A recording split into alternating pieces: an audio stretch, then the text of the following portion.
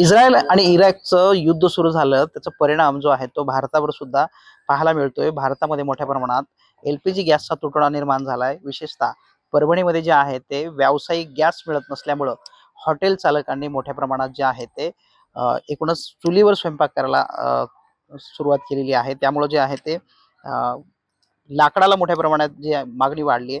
शिवाय घरगुती सुद्धा गॅस वेळेत मिळत नसल्यामुळं घराघरामध्ये जे आहे ते चुली पेटलेल्या पाहायला मिळतात. आता सध्या लाकडाची मागणी मोठ्या प्रमाणात वाढली. आपल्यासोबत व्यापारी आहेत, त्यांच्याशी आपण बोलणार आहोत. काय सगळी परिस्थिती आहे, कशा पद्धतीने लाकडाचं डिमांड वाढले?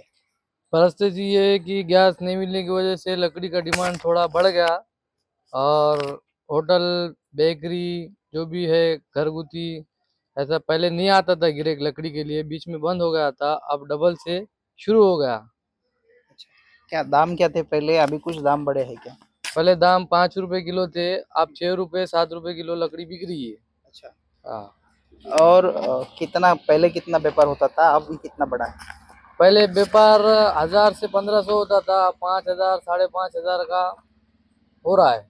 खासकर कि कौन लोग लेके जा रहे हैं ये लकड़ी? ये होटल वाले लेके जा रहे हैं, जिसका गैस खत्म, सिलेंडर खत्म हो गया वो लेकर जा रहे हैं।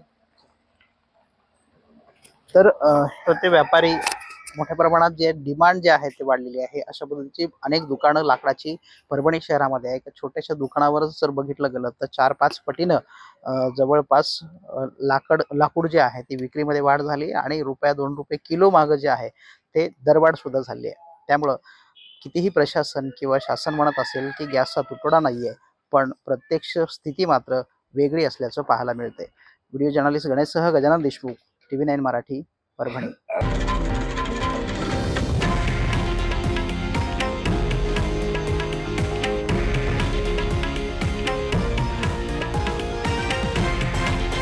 हे आहे देशातील नंबर 1 न्यूज नेटवर्क आणि आपण पाहत आहात TV9 मराठी, एकमेव.